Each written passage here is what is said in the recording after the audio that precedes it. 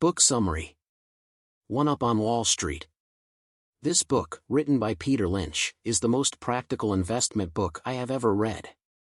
The book consists of 3 sections. First, an introduction to investing and development of an investor mind. Second, step-by-step process to pick stocks. And third, long-term view to investing and portfolio. Whether you invest in stock or thinking to become an investor, this is a must-read book for you. Peter Lynch was the manager of the Magellan Fund at Fidelity Investments between 1977 and 1990. His average annual return was 29.2%, making it the best-performing mutual fund in the world. Part 1. Preparing to Invest. Chapter 1. The Making of a Stock Picker. Distrust in the stock market was a prevailing attitude not only in America throughout the 1950s and 1960s but also in Peter Lynch's family and relatives. Almost everyone advised him to stay away from the stock market.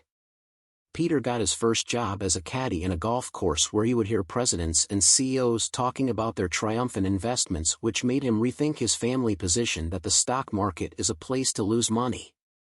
He continued to caddy throughout high school and into Boston College, where he, along with history, psychology, and political science, studied metaphysics, epistemology, logic, religion, and the philosophy of the ancient Greek.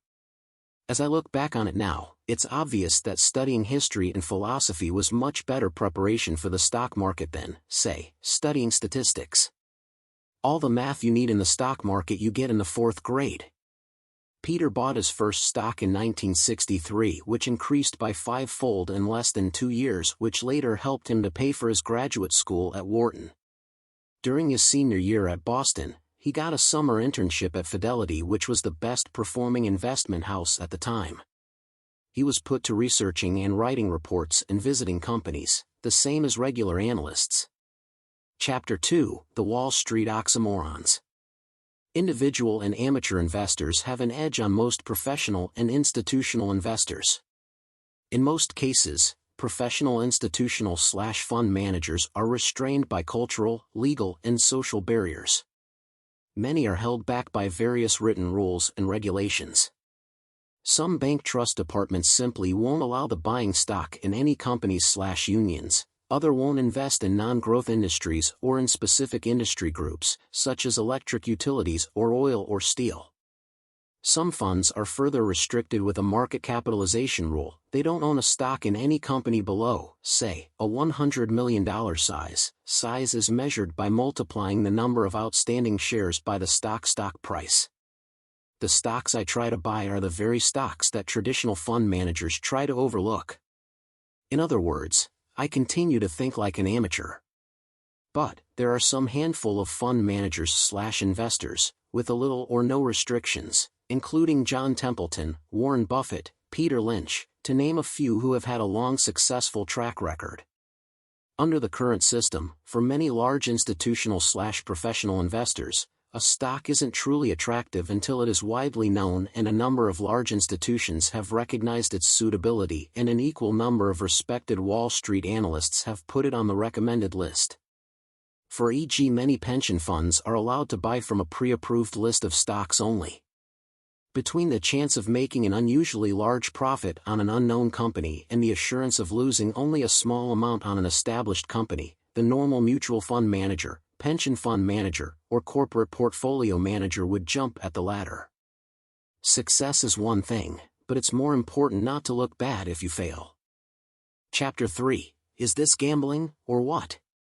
Understanding the difference between investing in debt and investing in stocks or companies is important. Investing in bonds, money markets, or CDs are all different forms of debt, for which one is paid interest.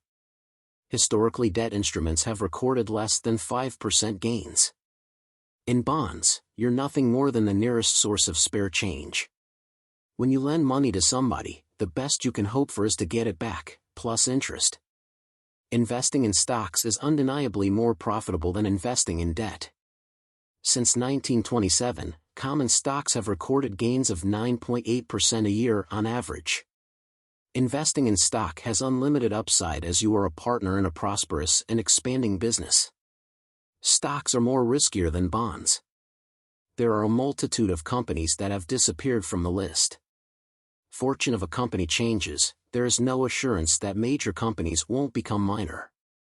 Buy the right stock at the wrong time and at the wrong price, you will suffer huge losses. Investing in bonds is not completely without risk. For example, when interest rates rise, the price of the bond decreases. Hence, you either accept low interest or sell your bond at a substantial discount to face value. Unfortunately, investing in stocks is still considered gambling by many.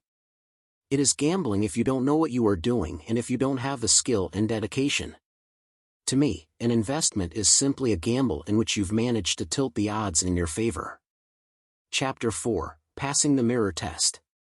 Before you buy a share of any company, there are 3 personal issues that ought to be addressed. 1. Do I own a house? 2. Do I need the money? And 3. Do I have the personal qualities that will bring me success in stocks? 1. Do I own a house? Before you do invest in stocks, you ought to consider buying a house.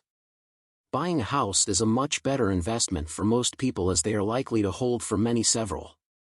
It's as a good hedge against inflation. Also, it gives you a roof over your head and a sense of permanence where you can live for many years. No wonder people make money in the real estate market and lose money in the stock market.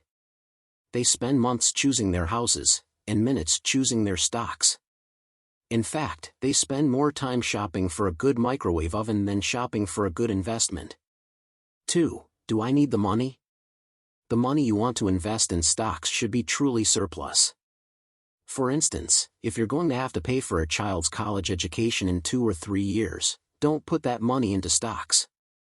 Only invest what you could afford to lose without that loss having any effect on your daily life in the foreseeable future. 3. Do I have the personal qualities it takes to succeed? The qualities required are patience, self-reliance, common sense, a tolerance for pain, open-mindedness, detachment, persistence, humility, flexibility, a willingness to do independent research, an equal willingness to admit to mistakes, and the ability to ignore general panic. The good news I can tell you is that to be a great investor you don't have to have a terrific IQ. If you've got 160 IQ, sell 30 points to somebody else because you won't need it in investing. What you do need is the right temperament. You need to be able to detach yourself from the views of others or the opinions of others. Warren Buffett. It is also crucial to be able to resist human nature and your gut feeling. Don't try time things that are beyond your control, i.e. interest rate, stock prices and short-term, monetary policy, etc. It's important to be able to make decisions without complete or perfect information. Things are almost never clear on Wall Street, or when they are, then it's too late to profit from them. The scientific mind that needs to know all the data will be thwarted here. Some have fancied themselves long-term investors, but only until the next big drop, or tiny gain, at which point they quickly become short-term investors and sell out for huge losses or the occasional minuscule profit. It's easy to panic in this volatile business. Chapter 5: Is this a good market? Please don't ask. Invest in companies, not in stock market. Never should you ask, is this a good market to invest? Thousands of professionals including technical analysts, gold experts, macroeconomists and forecasters try to predict market, recession, boom and bust, inflation, interest rate, central banks policy, etc., but they haven't been able to with any useful consistency. Obviously you don't have to be able to predict the stock market to make money in stocks, or else I wouldn't have made any money. The market ought to be irrelevant. If I could convince you of this one thing, I'd feel this book had done its job. And if you don't believe me, believe Warren Buffett. As far as I'm concerned, Buffett has written, the stock market doesn't exist. It is there only as a reference to see if anybody is offering to do anything foolish. That's not to say that there isn't such a thing as an overvalued market, but there's no point worrying about it.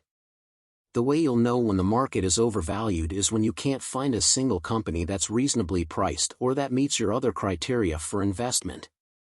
I don't believe in predicting markets. I believe in buying great companies, especially companies that are undervalued and or underappreciated. Pick the right stocks and the market will take care of itself.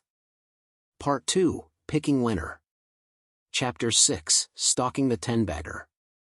The best place to start looking for the 10-bagger is close to your home.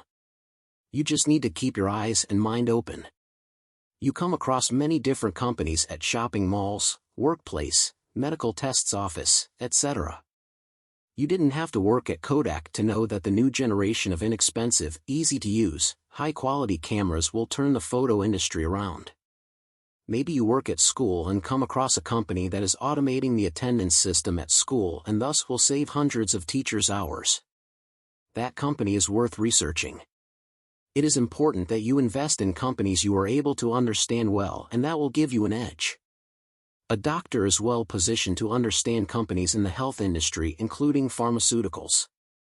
The person with the edge is always in a position to outguess the person without an edge. If you are in the business or industry, you have a double edge, as you will know the customer liking as well when not to buy a particular company. Invest in things you know about. Chapter 7, I've got it, what is it? What you have got in the last chapter is simply a lead to a story that has to be developed. Just because Dunkin' Donut is crowded doesn't mean you own it. Investing without research is like playing stud poker and never looking at the cards. All you have to do is put as much effort into picking your stocks as you do in buying your groceries. What's the bottom line? If you think a company's product is going to grow significantly, then the question is, what percentage of revenue or net income that product accounts for? For companies like Procter & Gamble, Pampers may be a fast-growing product, but its impact on the company's bottom may be too small. Big companies, small moves. The bigger the company, the harder it is to keep the percentage of growth constant or increasing. You'll get your biggest moves in smaller companies. You don't buy stock in a giant such as Coca-Cola expecting to quadruple your money in 2 years. The 6 categories. Once you have established the size of the company relative to others in a particular industry, you can place it in one of the 6 general categories: slow growers, stalwarts, fast growers, cyclical, asset plays, and turnaround. 3 of the above 6 categories have to do with growth stocks. You can separate the growth stock into slow growers, sluggish, medium growers, stalwarts, and then the fast growers, the super stocks that deserve the most attention. Growth companies tend to expand in more sales, more production, and more profits in each successive year. 1. The slow growers. Large and aging companies are the slower grower but slightly faster than gross national product. They started out as fast growers and eventually pooped out. When the industry slows down, most of the companies within the industry slow down as well. Sooner or later, every popular fast-growing industry becomes slow-growing. Sure sign of slow grower is that it pays a generous and regular dividend. Companies pay generous dividends when they can't dream up new ways to use the money to expand the business. If companies aren't going anywhere fast, neither will the price of their stocks. If growth in earnings is what enriches a company, then what's the sense of wasting time on sluggards? 2. The stalwarts. These are multi-billion companies that are expected to grow faster than slow growers. The stalwarts have been good performers, but not the star performers. 10 to 12% annual growth in earnings is expected from the stalwarts. Depending on what you buy and what price, you can make a sizable profit in stalwarts. Companies in this category offer good protection during recessions and hard times. For example, people will continue to eat cornflakes during recession and thus Kellogg will grow steadily. 3. The fast growers. These are small, aggressive new enterprises that grow at 20 to 25% a year. Big winners in the stock market as long as they can keep up the growth. With a small portfolio, 1 or 2 of these can make a career. A fast-growing company doesn't necessarily have to be in the fast-growing industry. Risk in fast growers is overzealous and underfinanced young companies. 4. The cyclicals. In a cyclical industry, company sales and profits are expanding and contracting regularly. The autos and the airlines, the tire companies, steel companies, and chemical companies are all cyclicals. When the economy is expanding, the cyclicals companies are flourishing and their stock prices tend to rise much faster than the process of stalwarts. When the economy contracts, their sales and profits go down faster and thus the stock price. When bought at the wrong part of the economic cycle, it may be years before you'll see another upswing. Timing is everything in cyclicals, and you have to be able to detect the early signs that business is falling off or picking up. 5. Turnarounds. Turnaround candidates have been battered, depressed and go so far down in a down cycle that people think it would never come back again. A poorly managed cyclical is always a potential candidate. Majority of turnarounds fail, but the occasional major success makes the turnaround business very exciting and very rewarding overall. Investors must stay away from the tragedies where the outcome is unmeasurable. Turnarounds that are likely to be successful are the ones that focus on its core business and get out of other businesses they entered to diversify business. 6. The asset plays. An asset play is any company that is sitting on something valuable that you have known about, but the crown has overlooked. The asset play is where the local edge can be used to greatest advantage. In short, you are looking for a business with assets, whether it's cash, investments, properties, machines, etc., that is worth more than the price you will pay for the stock. Companies don't stay in the same category forever. High-growth companies cannot maintain the double-digit growth forever. Fast-growing companies will become stalwarts and slow growers and may go so far down that they become a turnaround candidate. Putting stocks in categories is the first step in developing the story so that you know the kind of story it's supposed to be. The next step is filling in the details. Chapter 8, The Perfect Stock, What a Deal! It's much easier to develop a company if its business is simpler and thus easier to understand. Any idiot can run this business is one characteristic of the perfect company, the kind of stock I dream about. The following 13 attributes will make it easy for you to find the company. 1. IT sounds dull, or, even better, ridiculous. The perfect stock would be attached to the perfect company, and the perfect company has to be engaged in a perfectly simple business, and the perfectly simple business ought to have a perfectly boring name. The more boring it is, the better. 2. IT does something dull. I get even more excited when a company with a boring name also does something boring. A company that does boring things is almost as good as a company that has a boring name, and both together is terrific. Both together is guaranteed to keep the oxymorons away until finally good news compels them to buy in, thus sending the stock price even higher. 3. IT does something disagreeable. Better than boring alone is a stock that's boring and disgusting at the same time. Something that makes people shrug, retch, or turn away in disgust is ideal.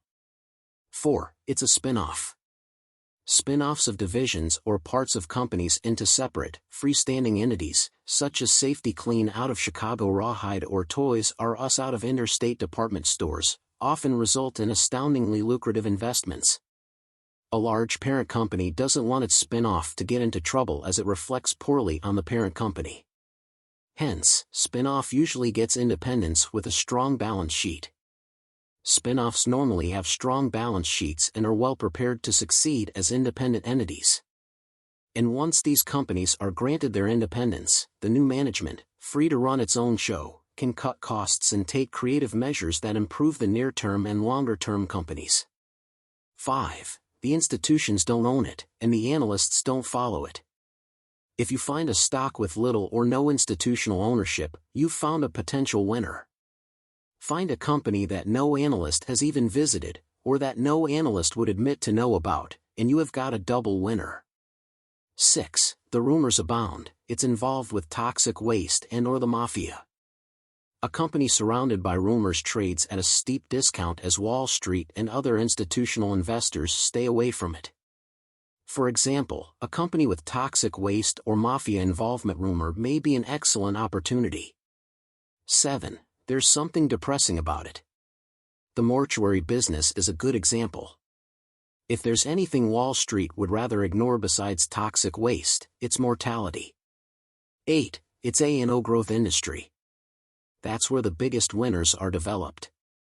In a no-growth industry, especially one that's boring and upsets people, there's no problem with competition. You don't have to protect your flanks from potential rivals because nobody else is going to be interested. That gives you the leeway to continue to grow, to gain market share. There's nothing thrilling about the thrilling high-growth industry, except watching the stocks go down. Carpets in the 1950s, electronics in the 1960s, computers in the 1980s, were all exciting high-growth industries, in which numerous major and minor companies unerringly failed to prosper for long. 9. It's got niche. I always look for niches. The perfect company would have to have one. Drug companies and chemical companies have niches, products that no one else is allowed to make. Chemical companies have niches in pesticides and herbicides. It's not any easier to get a poison approved than it is to get a cure approved. Brand names such as Robitussin or Tylenol, Coca-Cola or Marlboro are almost as good as niches. It costs a fortune to develop public confidence in a soft drink or a cough medicine. The whole process takes years. 10. People have to keep buying it. I'd rather invest in a company that makes drugs, soft drinks, razor blades, or cigarettes than in a company that makes toys. In the toy industry, somebody can make a wonderful doll that every child has to have, but every child gets only one each. Why take chances on fickle purchases when there's so much steady business round? 11. It's a user of technology. Instead of investing in computer companies that struggle to survive in an endless price war, why not invest in a company that benefits from the price war? Instead of investing in a company that makes automatic scanners, why not invest in the supermarkets that install the scanners? If a scanner helps a supermarket company cut costs just 3%, that alone might double the company's earnings. 12. The insiders are buyers. There's no better tip-off to the probable success of a stock than that people in the company are putting their own money into it. When management owns stock, then rewarding the shareholders becomes a first priority, whereas when management simply collects a paycheck, then increasing salaries become a first priority. There's only one reason that insiders buy: they think the stock price is undervalued and will eventually go up. 13. The company is buying back shares. Buying back shares is the simplest and best way a company can reward its investors. If a company has faith in its own future, then why shouldn't it invest in itself, just as the shareholders do? When stock is bought in by the company, it is taken out of circulation, therefore shrinking the number of outstanding shares. This can have a magical effect on earnings per share, which in turn has a magical effect on the stock price. If a company buys back half its shares and its overall earnings stay the same, the earnings per share have just doubled. Few companies could get the kind of result by cutting costs or selling more widgets. Chapter 9. Stocks I'd avoid. Hottest stock in the hottest industry. This is the stock everyone gets to hear about. Hot stocks go up fast, but when price falls, it falls steeply too. Most people buy it because others are buying it with a hope that the price will rise sharply soon. If you had to live off the profits from investing in the hottest stock in each successive hot industry, soon you'd be on welfare. Beware the next something. Another stock I'd avoid is a stock in a company that's been touted as the next IBM, the next McDonald's, the next Intel, or the next Disney, etc. In my experience, the next of something almost never is. Avoid diversification. Value for shareholders is lost when the company overpays for acquisitions, and when the acquisitions are completely beyond their realm of understanding. In most cases, buying back shares or raising dividends is a better option than acquisitions. The trick is to find the right acquisitions and related business and manage successfully. Beware the whisper stock. From time to time, people will tell you about a company that they think is a great investment opportunity. Most likely they have been telling about this company to every other person. Those are whisper stock with a hypnotic effect and a psychological appeal. Beware the middleman. The company that sells 25 to 50% of its wares to a single customer is in a precarious situation. If the loss of one customer would be catastrophic to a supplier, I'd be wary of investing in the supplier. Beware the stock with the exciting name. As often as a dull name in a good company keeps early buyers away, a flashy name in a mediocre company attracts investors and gives them a false sense of security. As long as it has advanced, leading, micro, or something with an X in it, or it's a mystifying acronym, people will fall in love with it. Chapter 10, Earnings, Earnings, Earnings. What makes a company valuable and why it will be more valuable tomorrow is earnings and assets. Especially earnings. Sometimes it takes years for the stock price to catch up to a company's value, but sooner or later value always wins. When you analyze a company on the basis of earnings and assets, it is no different from buying an apartment, drugstore, or McDonald's franchise. It is important to remember that a share of stock is part ownership, not lottery ticket. The net asset is the book value after subtracting all liabilities from the asset. But if the company is not liquidated and sold off to the creditors, the value of the company comes from its assets' capacity to earn income. The next step is to put company in of the 6 categories discussed in the chapter number 7, slow grower, stalwarts, fast growers, cyclicals, asset plays, and turnarounds. The success rate of fast growers is higher than stalwarts. But if and when the fast grower succeeds, it boosts its income by a huge margin.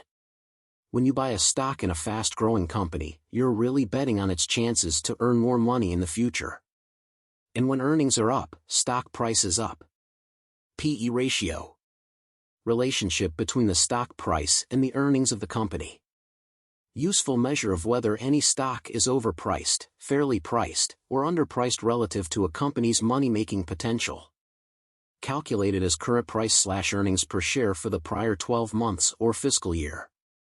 Can be thought of the number of years it will take the company to earn back the amount of your initial investment. A ratio of 10 means the original investment will be earned back in 10 years. P/E level tend to be lowest for the slow growers and highest for the fast growers.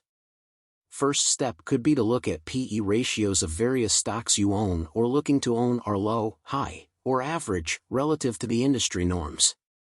Before you buy a stock, you might want to track its P/E ratio back through several years to get a sense of its normal levels. If you buy Coca-Cola, for instance, it's useful to know whether what you're paying for the earnings is in line with what others have paid for the earnings in the past. The P/E ratio can tell you that. If you remember nothing else about P/E ratios, remember to avoid stocks with excessively high ones. You'll save yourself a lot of grief and a lot of money if you do.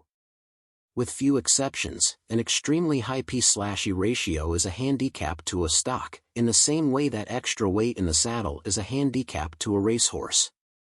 A company with a high P/E must have incredible earnings growth to justify the high price that's been put on the stock. Future earnings. The best way is the educated guess based on current earnings. You need to try and project what's going to happen to earnings in the next month, the next year, or the next decade. Earnings are supposed to grow, and every stock price carries with it a built-in growth assumption. If you can't predict future earnings, at least you can find out how a company plans to increase its earnings. Then you can check periodically to see if the plans are working out. There are 5 basic ways a company can increase earnings: reduce cost, raise prices, expand into new markets, sell more of its products in the old markets or to old/existing customers, or revitalize, close, or otherwise dispose of a losing operation. Chapter 11, The 2-Minute Drill. First step is to know whether you are dealing with a fast grower, a slow grower, a stalwart, a cyclical, a turnaround, or an asset play. And the P/E ratio has given you a rough idea of whether the stock, as currently priced, is undervalued or overvalued. The next step is to learn as much as possible about the company and what it is going to do to bring about the added prosperity. This is known as the story. Before you buy a stock, you should be able to give a 2-minute monologue that covers the reasons you are interested in it, what has to happen for the company to succeed, and the pitfalls that stand in its path. Here are some examples of 2-minute monologue. Slow grower, focus on dividend. This company has increased earnings every year for the last 10, it offers an attractive yield, it's never reduced or suspended a dividend, and in fact, it's raised the dividend during good times and bad, including the last 3 recessions. It's a telephone utility, and the new cellular operations may add a substantial kicker to the growth rate. Cyclical, focus on business conditions, inventories, and prices. There has been a 3-year business slump in the auto industry, but this year things have turned around. I know that because car sales are up across the board for the first time in recent memory. I noticed that GM's new models are selling well, and in the last 18 months the company has closed 5 inefficient plants, cut 20% off labor costs, and earnings are about to turn sharply higher. Asset play, focus on assets and how much they're worth. The stock sells for $8, but the videocassette division alone is worth $4 a share and the real estate is worth $7. That's a bargain in itself, and I'm getting the rest of the company for -$3. Insiders are buying, and the company has steady earnings, and there's no debt to speak of. Turnaround, focus on how has the company gone about improving its fortunes, and is the plan working so far? General Mills has made great progress in curing its diversification. It's gone from 11 basic businesses to 2. By selling off Eddie Bauer, Talbots, etc., and getting top dollar for these excellent companies, General Mills has returned to doing what it does best, restaurants and packaged foods. The company has been buying back millions of its shares. The seafood subsidiary, Gorton's, has grown from 7% of the seafood market to 25%. They are coming out with low-cal yogurt, no-cholesterol Bisquick, and microwave brownies. Earnings are up sharply. Stalwart, focus on P/E ratio and whether the stock has had a dramatic run-up in price in recent months, and what if anything is happening to accelerate growth rate. Coca-Cola is selling at the low end of its P/E range. The stock hasn't gone anywhere for 2 years. The company has improved itself in several ways. It sold half its interest in Columbia Pictures to the public. Diet drinks have sped up the growth rate dramatically. Last year, the Japanese drank 36% more Cokes than they did the year before, the Spanish upped their consumption by 26%. That's phenomenal progress. Foreign sales are excellent in general. Through a separate stock offering, Coca-Cola Enterprises, the company has bought out many of its independent regional distributors. Now the company has better control over distribution and domestic sales. Because of these factors, Coca-Cola may do better than people think. Fast grower, focus on where and how it plans to continue to grow fast. La Quinta is a motel chain that started out in Texas. It was very profitable there. The company successfully duplicated its successful formula in Arkansas and Louisiana. Last year it added 20% more motel units than the year before. Earnings have increased every quarter. The company plans rapid future expansion. The debt is not excessive. Motels are a low-growth industry, and very competitive, but La Quinta has found something of a niche. It has a long way to go before it has saturated the market. The more you know the better. In many cases, you need to devote several hours to developing a script. Chapter 12, Getting the Facts. Rumors are usually more exciting, but as an investor you need to focus on getting the facts. Annual reports and quarterly reports are the best resource for facts. What you can't get from the annual report you can get by asking your broker, by calling the company, by visiting the company, or by doing some grassroots research, also known as kicking the tires. Getting the most out of a broker. If your broker recommends a stock, as your broker about a category of stock, fast grower, slow grower, stalwarts, cyclical, turnaround, asset play, recent growth in earnings, P/E ratio relative to historic levels, expansion plans, debt situation, insider buy, buying back share etc. Calling the company. If you have specific questions, the Investor Relations Office is a good place to get the answers. Before you call, prepare your questions. All you are trying to do is to get a reaction to whatever script you have been trying to develop. It's always better that you lead off with a question that shows you've done some research on your own, such as, I see in the last annual report that you reduced debt by $500 million. Visiting headquarters, meeting investor relations in prison and attending annual meetings are other ways to get more information.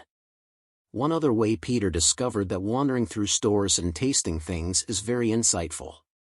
Before he bought La Quinta motel chain, he spent 3 nights in one of their motels, reading the reports. There's no better resource than annual reports. Balance sheet. Check cash and marketable securities in the current assets section. If together it exceeds long-term debt in the long-term liability section, it's very favorable. No matter what happens, the company isn't about to go out of business. Assume other current assets including AC receivable, inventories and other current assets are valuable enough to cover short-term debt. If long-term debt exceeds cash, the cash has been shrinking and debt has been growing, the company is in weak financial shape. Debt reduction is another sign of prosperity. When cash increases relative to debt, it's an improving balance sheet. When it's the other way around, it's a deteriorating balance sheet. Check whether the shares outstanding has been reduced in the last 10 years or increased. Buying back shares leads to an increase in earning per share and thus the share price. Chapter 13, Some Famous Numbers. Here, and not in any particular order of importance, are the various numbers worth noticing. Percent of sales. If you are interested in a company because of a particular product, the first thing you want to know is what that product means to the company. In other words, what percentage of the sales it accounts for. The price/earnings ratio. The P/E ratio of any company that's fairly priced will equal its growth rate of earnings. If the P/E ratio is less than growth rate, you may have found yourself a bargain. A P/E ratio that's half the growth rate of earnings is very positive, and one that's twice the growth rate is very negative. The debt factor. One quick way to determine financial strength is to compare debt to equity. How much does the company owe, and how much does it own? It's not different from an individual's debt and equity position. For example, if you own a house worth $400,000 but you still own $100,000 to the bank on the mortgage you took for buying the house. Hence, your debt is $100,000 and equity is $400,000, your debt-to-equity ratio, debt-equity, is 0.25 or 25%. Stronger balance sheet might have 1% debt and 99% equity. A weak balance sheet, on the other hand, might have 80% debt and 20% equity. Pay special attention to the debt situation of turnaround and young companies. But more important is the kind of debt they have. There's bank debt and there's funded debt. Bank debt is the worst kind and is due on demand. Commercial paper is similar to bank debt, which is loaned from company to other for short periods. The important thing is that it's due very soon and sometimes even due on call. Funded debt is the best kind from shareholders' point of view and can never be called in as long as the borrower continues to pay the interest. Funded debt usually takes the form of regular corporate bonds with long maturities. No matter what happens, the bondholder cannot demand immediate repayment of principal the way a bank can, unless they have been given a put option, which gives bondholders the right to sell at a given price. Dividends. Two strong arguments in favor of companies that pay dividends are, companies that don't pay dividends have a sorry history of blowing the money on a string of stupid acquisition, and dividend-paying stocks can keep the stock price from falling as far as it would if there were no dividends. Fast-growing, aggressive young companies that don't pay dividends are likely to grow much faster as they are plowing money into expansion. The reason that companies issue stock in the first place is so they can finance their expansion without having to burden themselves with debt from the bank. I'll take an aggressive grower over a stodgy old dividend payer any day. Does it pay? If you do plan to buy a stock for its dividend, find out whether the company has the capacity to pay it during recessions and bad times. A company with a 20 or 30-year record of regularly raising the dividend is your best bet. Book value. Book value is an easier number to find, but you have to have a detailed understanding of what those values really are. The book value often bears little relationship to the actual worth of the company. It often understates or overstates reality by a large margin. The closer you get to a finished product, the less predictable the resale value. You know how much cotton is worth, but who can be sure about an orange cotton shirt? You know what you can get for a bar of metal, but what is it worth as a floor lamp? When Warren Buffett decided to close down the New Bedford textile plant in 1985, he hoped to get something out of selling the loom machinery, which had a book value of $866,000. The machine brought in only $163,000 in actual cash. More hidden assets. You can find many companies who carry assets at the fraction of the true value. Assets of companies that own natural resources, land, time, oil, etc., are usually more valuable as they are carried at a historical cost than the current value. Hidden assets can also be intangible assets. For example, brand name of Coca-Cola, patents of drug companies and tech companies. There can be hidden assets in the subsidiary businesses owned wholly or in part by a large parent company. There are also hidden assets when one company owns shares of a separate company. Finally, tax breaks turn out to be a wonderful hidden asset in turnaround companies because of its tax loss carryforward. Cash flow. Cash flow is the amount of money a company takes in as a result of doing business. A company that takes more cash than it spends is a better investment. The more cash it takes relative to its spending, the better. In cases where companies have to spend cash to make cash, they aren't going to get very far. The companies that don't depend on capital spending generate a lot of cash, which translates into stock price for investors. A company with modest earnings could be a great investment because of its free cash flow. Usually it's a company with a huge depreciation allowance for old equipment that doesn't need to be replaced in the immediate future. The company continues to enjoy the tax breaks. The depreciation on equipment is tax deductible, as it spends as little as possible to modernize and renovate. Dedicated asset buyers look a mundane company going nowhere, a lot of free cash flow, and owners who aren't trying to build up the business. It might be a leasing company with a bunch of railroad containers that have a 12-year life. All the company wants to do is contract the old container business and squeeze as much cash out of it as possible. Inventories. A detailed note on inventories can be found in the section called Managerial Discussion of Earnings in the annual report. You must check to see if inventories are piling up. With a manufacturer or a retailer, an inventory buildup is usually a bad sign. When inventories grow faster than sales, it's a red flag. In an auto company, an inventory buildup isn't so disturbing because a new car is always worth something, and the manufacturer doesn't have to drop the price very far to sell it. A $35,000 Jaguar isn't going to be marked down to $3,500. But a $300 purple miniskirt that's out of style might not sell for $3. Pension plans. Investors must consider the consequence of stock options and pension plans. In profit-sharing plans there is no obligation, no profit, no sharing. But in a pension plan where the plan is an absolute obligation to pay, always check to make sure the company doesn't have an overwhelming pension obligation that it can't meet, especially in turnaround. Even if a company goes bankrupt and ceases normal operations, it must continue to support the pension plan. Therefore, pension fund assets exceed vested pension liabilities. Growth rate.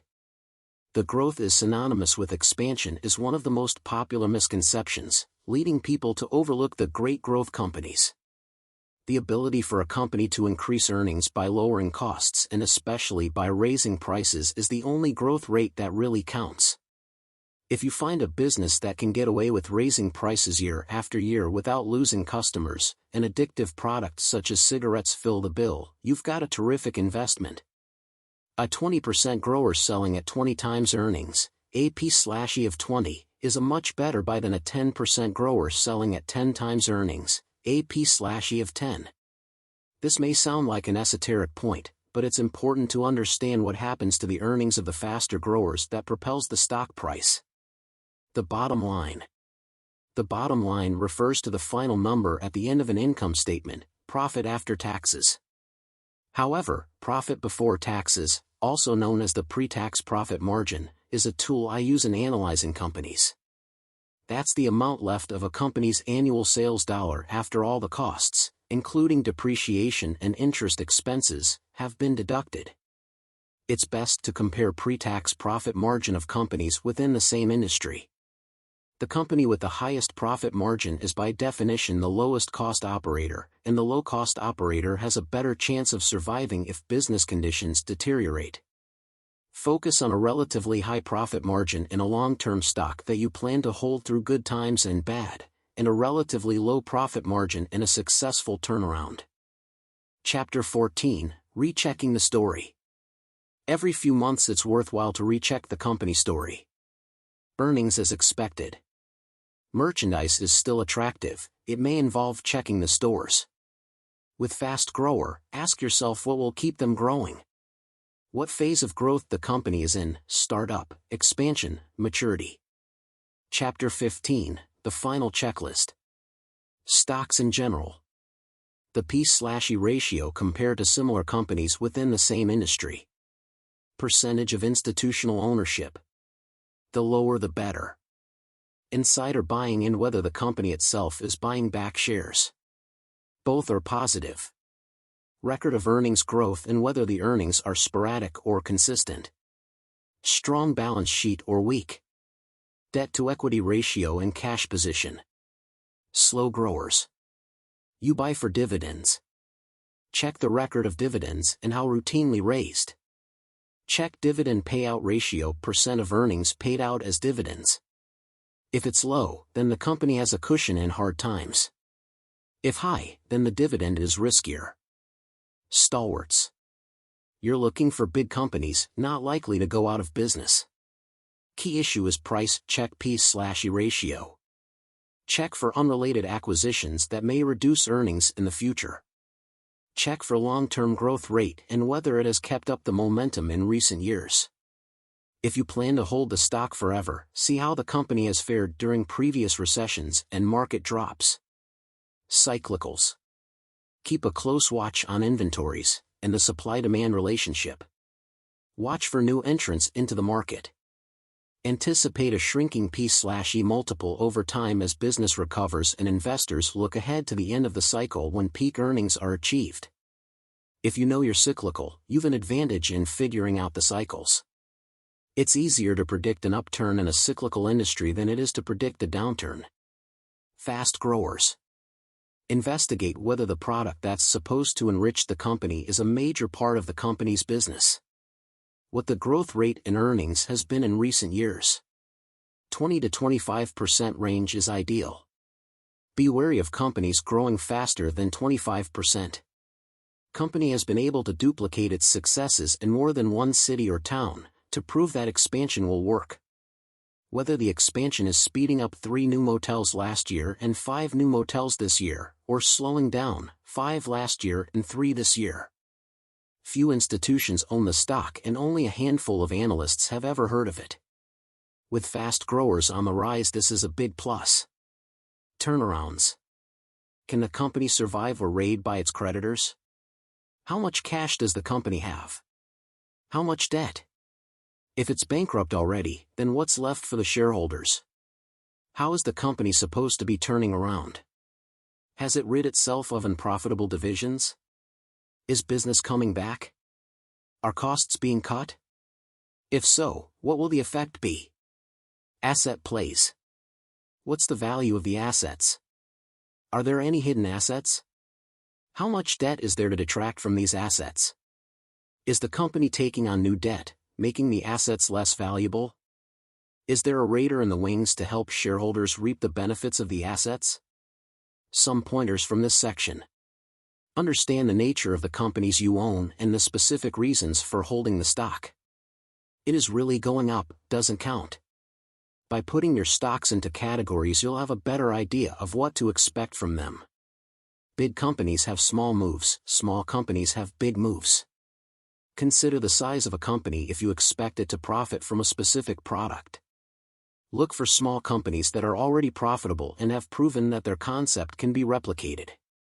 Be suspicious of companies with growth rates of 50 to 100% a year. Avoid hot stocks in hot industries. Distrust diversifications, which usually turn out to be diversifications. Long shots almost never pay off. It's better to miss the first move in a stock and wait to see if a company's plans are working out. People get incredibly valuable fundamental information from their jobs that may not reach the professionals for months or even years. Separate all stock tips from the tipper, even if the tipper is very smart, very rich, and his or her last tip went up. Some stock tips, especially from an expert in the field, may turn out to be quite valuable. However, people in the paper industry normally give out tips on drug stocks, and people in the healthcare field never run out of tips on the coming takeovers in the paper industry. Invest in simple companies that appear dull, mundane, out of favor, and haven't caught the fancy of Wall Street. Moderately fast growers, 20 to 25%, in non-growth industries are ideal investments. Look for companies with niches. When purchasing depressed stocks and troubled companies, seek out the ones with the superior financial positions and avoid the ones with loads of bank debt. Companies that have no debt can't go bankrupt. Managerial ability may be important, but it's quite difficult to assess. Base your purchases on the company's prospects, not on the president's resume or speaking ability. A lot of money can be made when a troubled company turns around. Carefully consider the price-earnings ratio. If the stock is grossly overpriced, even if everything else goes right, you won't make any money. Find a storyline to follow as a way of monitoring a company's progress. Look for companies that consistently buy back their own shares. Study the dividend record of a company over the years and also how its earnings have fared in past recessions. Look for companies with little or no institutional ownership. All else being equal, favor companies in which management has a significant personal investment over companies run by people that benefit only from their salaries.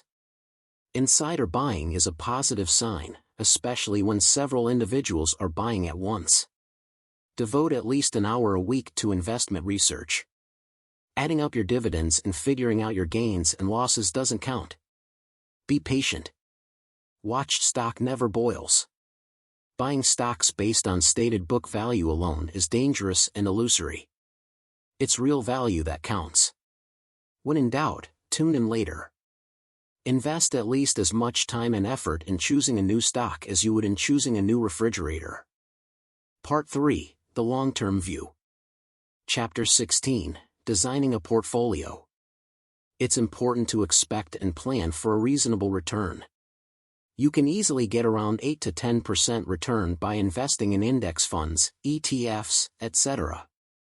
Therefore, you ought to be getting a 12 to 15% return, compounded over time. That's after all the cost and commission have been subtracted, and all dividends have been added. In certain years you'll make your 30%, but there will be other years when you'll only make 2%, or perhaps you'll lose 20%. That's just part of the schedule of things, and you have to accept it. How many stock is too many? As many as you want as long as, A, you have an edge in understanding the company better, and B, you've uncovered an exciting prospect that passes all the tests of research. It may be 3, or it may be 30, but it isn't safe to own just one stock, because in spite of your best efforts, the one you choose might be the victim of unforeseen circumstances. In small portfolios, 3 to 10 will be ideal. Some of the benefits of owning more than one stock are: 1. If you are looking for 10-baggers, the more stocks you own, the more likely that one of them will become a 10-bagger. 2. The more stocks you own, the more flexibility you have to rotate fund between them. Spreading your money among several categories of sticks is another way to minimize downside risk, categories discussed in Chapter 3. Slow growers and stalwarts are low-risk investments with limited upside potential. Asset plays and cyclical have a great upside potential given you can make the right investment at the right time. Additional 10-bagers are likely to come from FST growers or from turnarounds, both high-risk, high-gain categories. Key is knowledgeable buying. The key is to recheck and re-examine your story about the company from time to time. Rotating in and out of stocks depending on what is panned to the price as it related to the story. Chapter 17, The Best Time to Buy and Sell. The best time to buy stocks will always be the day you've convinced yourself you've found solid merchandise at a good price, the same as at the department store. However, the annual ritual of end-of-the-year tax selling and institutional investors also like to dump the losers at the end of the year so their portfolios are cleaned up for the upcoming evaluations present some opportunities. All the compound selling between October and December drives stock prices down. The second is during the collapses, drops, burps, hiccups, and free falls that occur in the stock market every few years. When to sell? Stay away from stock market advice. Pay no attention to external economic conditions, whether interest rate is going up or down or the economy is heading into recession. Oil prices may have a huge impact on companies in the oil and gas industry but not on the healthcare industry. Here are some guidelines for different categories of stocks. When to sell a slow grower. Company has lost market share for 2 consecutive years. No new products are being developed, spending on research and development is curtailed.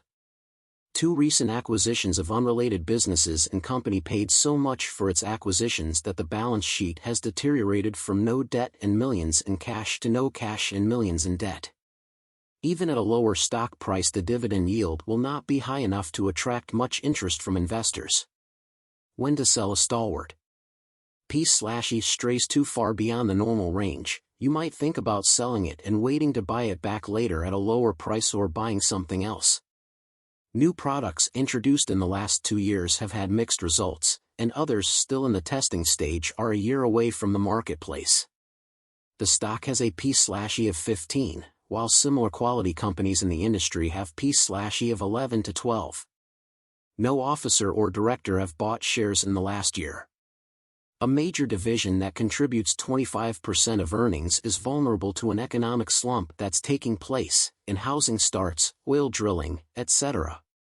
The company's growth rate has been slowing down, and though it's been maintaining profits by cutting costs, future cost-cutting opportunities are limited. When to sell a cyclical. The best time to sell is toward the end of the cycle as long as you are able to know when that is. Costs have started to rise. Existing plants are operating at full capacity, and the company begins to spend money to add to capacity. Pay attention to rising inventories. When the parking lot is full of ingots, it's certainly time to sell the cyclical.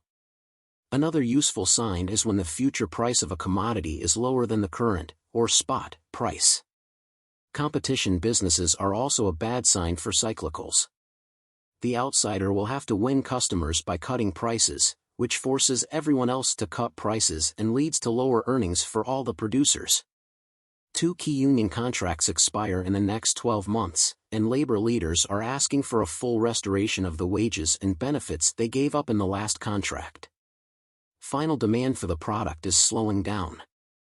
The company has doubled its capital spending budget to build a fancy new plant, as opposed to modernizing the old plants at low cost. The company has tried to cut costs but still can't compete with foreign producers. When to sell a fast grower. Watch for the end of the second phase of rapid growth and/or when the company is entering into a mature phase. When Wall Street analysts are giving the stock their high recommendation, 60% of the shares are held by institutions, and 3 national magazines have fawned over the CEO, then it's definitely time to think about selling. All the characteristics of the stock you'd avoid, see Chapter 9, are characteristics of the stock you'd want to sell. Same-store sales are down 3% in the last quarter. New store results are disappointing. 2 top executives and several key employees leave to join a rival firm. The company recently returned from a dog and pony show telling an extremely positive story to institutional investors in 12 cities in 2 weeks. The stock is selling at a P/E of 30, while the most optimistic projections of earnings growth are 15 to 20% for the next 2 years. When to sell a turnaround. The best time to sell a turnaround is after it's turned around. All the troubles are over and everybody knows it. Debt, which has declined for 5 straight quarters, just rose by $25 million in the latest quarterly report. Inventories are rising at twice the rate of sales growth. The P/E is inflated relative to earnings prospects. The company's strongest division sells 50% of its output to one leading customer, and that leading customer is suffering from a slowdown in its own sales. When to sell an asset play. As long as the company isn't going on a debt binge, thus reducing the value of the assets, then you'll want to hold on. Although the shares sell at a discount to real market value, management has announced it will issue 10% more shares to help finance a diversification program. The division that was expected to be sold for $20 million only brings $12 million in the actual sale. The reduction in the corporate tax rate considerably reduces the value of the company's tax loss carryforward. Institutional ownership has risen from 25% 5 years ago to 60% today, with several Boston fund groups being major purchasers. Chapter 18, The 12 Silliest and Most Dangerous Things People Say About Stock Prices. 12 silliest things people say about stock prices that you must dismiss from your mind. 1. If it's gone down this much already, it can't go much lower. There's simply no rule that tells you how low a stock can go in principle. 2. You can always tell when a stock's hit bottom. Trying to catch the bottom on a falling stock is like trying to catch a falling knife. 3. If it's gone this high already, how can it possibly go higher? If the story is still good, the earnings continue to improve, and the fundamentals haven't changed, can't go much higher is a terrible reason to snub a stock. 4. It's only $3 a share, what can I lose? Whether a stock costs $50 a share or $1 a share, if it goes to zero you still lose everything. 5. Eventually they always come back, there is no shortage of stocks that have never come back. 6. It's always darkest before the dawn. There's a very human tendency to believe that things that have gotten a little bad can't get any worse. 7. When it rebounds to $10, I'll sell. Remind yourself that unless you're confident enough in the company to buy more shares, you ought to be selling immediately. 8. What me worry? Conservative stocks don't fluctuate much, companies are dynamic, and prospects change. There simply isn't a stock you can own that you can afford to ignore. 9. It's taking too long for anything to ever happen. If all's right with the company, and whatever attracted you in the first place hasn't changed, sooner or later your patience will be rewarded. 10. Look at all the money I've lost. I didn't buy it. You don't lose anything by not owning a successful stock, even if it's a 10-bagger. 11. I missed that one, I'll catch the next one. There's no next Home Depot, no next Amazon, no next Costco. 12. The stock's gone up, so I must be right, or the stock's gone down so I must be wrong. Don't confuse prices with prospects unless you are a short-term trader looking for 20% gain in the short term. Chapter 19, Options, Future, and Shorts. Unless you are a professional trader, it's nearly impossible to win the bets. 80 to 90% of the amateur players lose. Futures serve a great purpose for farmers to lock the price of their wheat that they can sell at in future. It may serve a purpose for airlines to lock the price of oil that they can buy at in future, but it is risky business for people who indulge into the game of gambling. The large potential return is attractive to many who are dissatisfied with getting rich slowly. If you buy in options, it gives you an option to buy or sell, but not obligation, at the agreed-upon price in future. In order for one person to make money, another person has to lose. In short, it's a zero-sum game. It has nothing to do with owning a share of a company. In the multi-billion-dollar futures and options market, not a bit of money is put into constructive use. It doesn't finance anything, except the cars, planes and houses purchased by the brokers and the handful of winners. What we are witnessing here is a giant transfer payment from the unwary to the wary. Shorting a stock means borrowing stock from an owner, selling at a high price and waiting for the price to go down so you could buy a replacement to return to the owner and keep the difference. Some drawbacks of shoring. Owner gets all the dividends. You can't spend the proceeds from shoring stocks until you have paid the shares back to the owner and closed out the transaction. You are required to maintain the sufficient balance in your brokerage account to cover the value of shorted stock. You are convinced that the company is in a lousy shape, but investors may not think. Chapter 20, 50,000 Frenchmen can be wrong. Market reacts disproportionately to major news and events which can provide you with an opportunity to buy stocks at a discounted price. During Cuban Missile Crisis and naval blockade of the Russian ships, America faced the immediate prospect of nuclear war. The stock market fell less than 3% that day. 7 months later, when President Kennedy berated U.S. Steel and forced the industry to roll back price, the market declined by more than 7%. Almost every day you will hear about something new, and so-called gurus will try to convince you to buy their opinions and arguments. Important is to stay the course, focus on the company, know why you should buy, trust in your reasoning and judgment, and let your patience be rewarded. The market, like individual stocks, can move in the opposite direction of the fundamentals over the short term. If you take anything with you at all from this last section, remember the following. Sometime in the next month, year, or 3 years, the market will decline sharply. Market declines are great opportunities to buy stocks and companies you like. Corrections: Wall Street's definition of going down a lot, push outstanding companies to bargain prices. Trying to predict the direction of the market over 1 year, or even 2 years, is impossible. To come out ahead, you don't have to be right all the time, or even a majority of the time. The biggest winners are surprises to me, and takeovers are even more surprising. It takes years, not months, to produce big results. Different categories of stocks have different risks and rewards. You can make serious money by compounding a series of 20 to 30% gains in stalwarts. Stock prices often move in opposite directions from the fundamentals, but long-term, the direction and sustainability of profits will prevail. Just because a company is doing poorly doesn't mean it can't do worse. Just because the price goes up doesn't mean you're right. Just because the price goes down doesn't mean you're wrong. Stalwarts with heavy institutional ownership and lots of Wall Street coverage that have outperformed the market and are overpriced are due for a rest or a decline. Buying a company with mediocre prospects just because the stock is cheap is a losing technique. Selling an outstanding fast grower because its stock seems slightly overpriced is a losing technique. Companies don't grow for no reason, nor do fast growers stay that way forever. You don't lose anything by not owning a successful stock, even if it's a 10-bagger. A stock does not know that you own it. Don't become so attached to a winner that complacency sets in and you stop monitoring the story. If a stock goes to zero, you lose just as much money whether you bought it at $50, $25, $5, or $2, everything you invested. By careful pruning and rotation based on fundamentals, you can improve your results. When stocks are out of line with reality and better alternatives exist, sell them and switch into something else. When favorable cards turn up, add to your bet, and vice versa.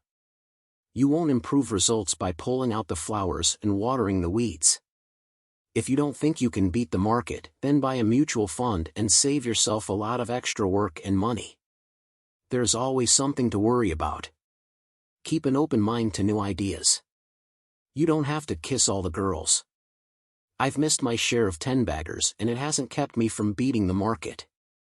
Thank you for watching. Please subscribe, like and share. See you in next videos.